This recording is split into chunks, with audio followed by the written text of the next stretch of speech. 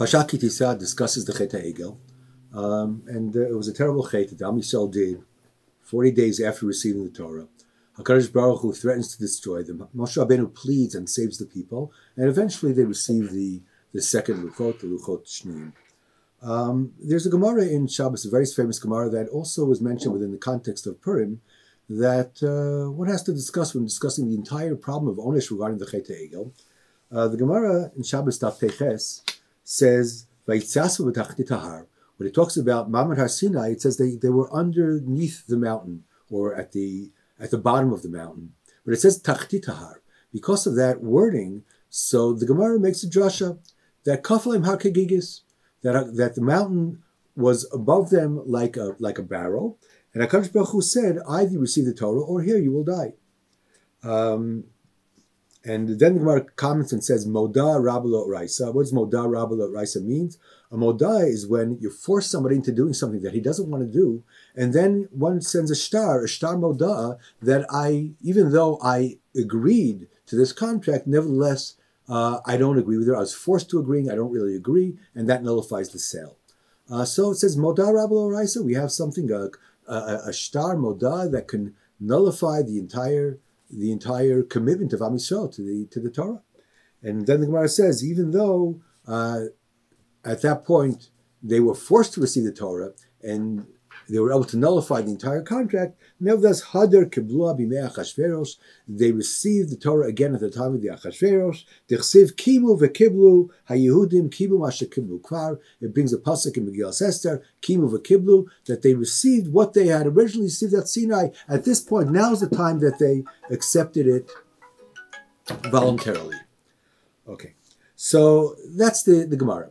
Now, for the Gemara, it sounds like the entire commitment of Am Yisrael to the Torah up until Esther was forced upon them and not binding.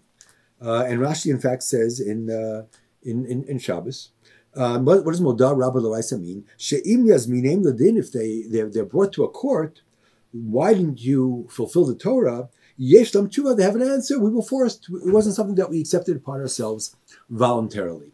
So the Rishonim actually asked this question, and they say, what does it mean that they're forced in, and until Esther, the entire Torah was only voluntary, and really they have a good excuse for not being Mekayim the Torah? What about Chet HaEgel? What about all the punishments they received during Bayis Rishon? So the Ritva mentions that it's possible to talk about Mamad Har Sinai. That might have been forced. But later on, you have another bris, another covenant at Arvel Smov at the end of the 40 years. There's another commitment at Har Grizim. There are a number of different answers. But then the Ritva says, but what about Chet HaEgel? Chet HaEgel was before Arvel Smov. It was before Har Grizim. What about Chet HaEgel? How could they be responsible for Chet HaEgel if the entire commitment of the Torah was forced upon them and they didn't accept it willingly? Okay, so before we discuss that answer, I just want to make a parenthetical comment. Normally people translate kaflim har kegigis as if the HaKadosh Baruch Hu was holding up the har in his hand and was going to drop it on them and smash them to smithereens. But that's not what kafla kegigis means. There's Gemara in Sanhedrin Daf Ayin Zayin that says that if you are kofeh a gigis on a person, as you take a barrel, an empty barrel, and you put it on a person so that he suffocates. So in that case, you're chayiv. So kafak gigis doesn't mean that they were going to be smashed. It means that they were going to be suffocated because the mountain was like a hollow barrel and it was placed upon them and there was no possibility of breathing. And they said either you receive the Torah or else you die. And Rashi in Sanhedrin says they would have died behevel pm. In other words, they would have suffocated, which is a very, very nice metaphor, that either you receive the Torah or you die behevel piv, right? The thing that gives meaning to our lives is the Torah, and without that, our life is meaningless. So the metaphor of har kegigis is not to be smashed, but to be suffocated or to die behevel pm. But as I said, that's a parenthetical comment. To go back to our issue, which is how was Am Yisrael responsible for what they did during the Chet HaEgel? If the entire Torah was forced upon them, that's a very, very serious question. And either we have to take the Medrash non-literally, or perhaps we have to reinterpret the Medrash. So I would suggest to reinterpret the Medrash. When it says Moda Rabba Lo Raisa, it doesn't mean that Sinai was not binding. I mean, the Gemara says, Mushva v'omrim har Sinai. If you take a Shavua that contradicts the Torah, so it has it can't take effect, because Mushva v'omrim har Sinai, you already received the Shvuat har Sinai, but the Shvuat har Sinai was forced upon us. So what difference does it make? The answer is the Shvuat har Sinai was not forced upon us. The commitment of har Sinai was not forced upon us. What the Gemara means is that just like by a sale, if I forced you to sell something, the truth is that sale is binding. You have an option of writing a modah before you engage in the sale. And then when we take the shtar mecher that you sign and says, here, you didn't, I said, no, I have this other shtar that I signed beforehand, which says that I'm going to sign the shtar because I'm forced to, but I don't really mean to sell.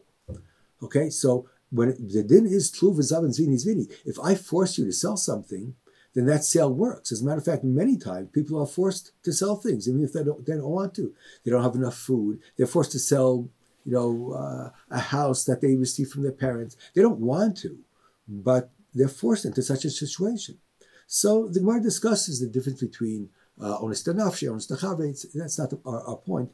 But to be forced to sell something does not necessarily nullify the sale unless one states, I'm only doing this under coercion, under duress, and it has no legal impact. In other words, if a basic question, was Am Yisrael Moshe Modad Har Sinai? They could have. It could have been a Modar Rabba Laisa. There was potential for Modar Rabba because Kafal and Hakagigas, they were forced and they were coerced and they had no choice and it wasn't voluntary. But nonetheless, they chose to receive the Torah. And if they chose to receive the Torah is binding. And Mushra v'Omed Har Sinai, the Shvuos are binding. And therefore, when they sinned, they were also deserving of punishment. So what does the Gemara mean? Hadar Kiblua at the time of Achashverosh, if the original Kabbalah was intact. As a matter of fact, there's a Gemara in Od Vazar which seems to prove what I'm saying.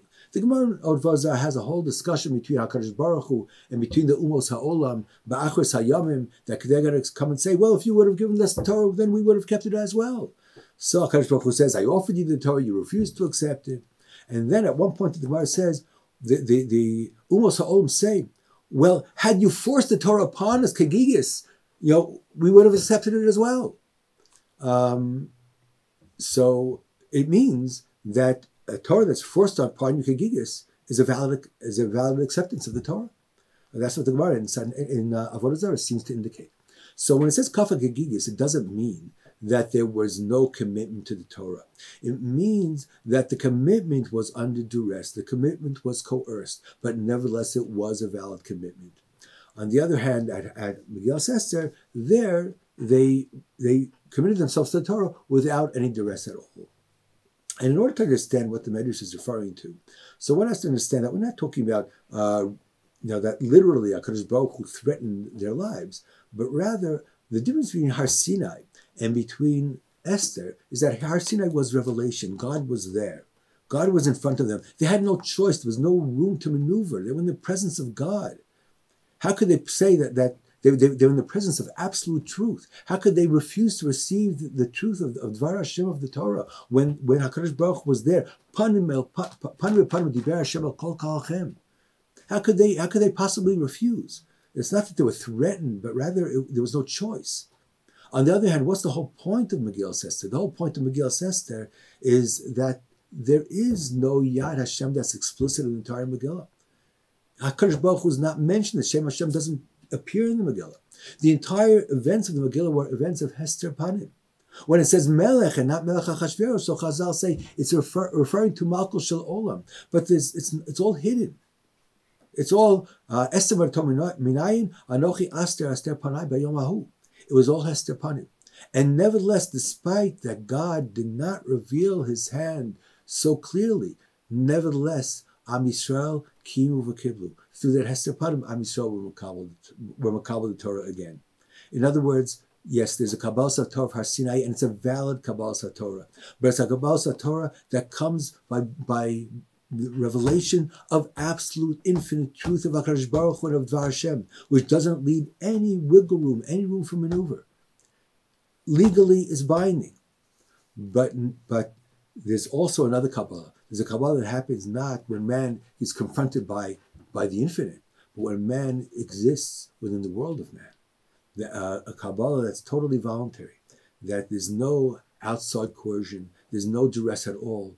Everything is open, and nevertheless, even within Shushan, even within the context of Anochi Aster Panai Bayomahu, even within that context, Am Yisrael recognize through events which can be interpreted as being natural causality, nevertheless they recognize the Malchus of HaKadosh Baruch Hu, and they voluntarily accept upon themselves the Torah, even without all the delights of revelation and without the explicit encounter with the infinite.